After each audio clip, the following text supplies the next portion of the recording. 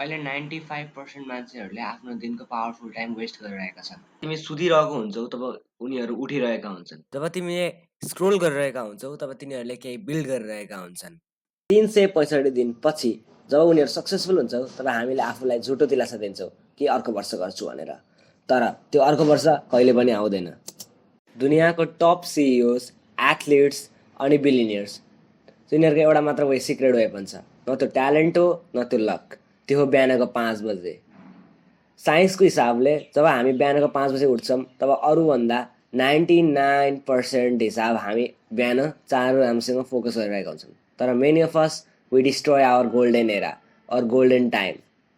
तिमीले आफ्नो एकदम इम्पोर्टेन्ट टाइम स्क्रोलिङलाई दिइरहेका हुन्छौ, आफ्नो ड्रिम्सहरू 9 मिनटको सेटिस्फ्याक्सनको लागि त्यागिरहेका हुन्छौ, तर तबसम्म तिम्रो कम्पिटिटरले 50 रेप्स हानिसकेको हुन्छ पुसअपको, अनि उसले पहिलेदेखि डिलहरू क्लोज गरिसकेको हुन्छ, तर आज तिमी जित्नेवाला छौ किनकि बिहानको तिमीले 5 बजेको अलार्म लाउनेछौ, because that matters to you. Why not? Because you can win today. पानी पिउ, शरीर बनाऊ अनि आफ्नो नोट्सहरू एक्सन गर।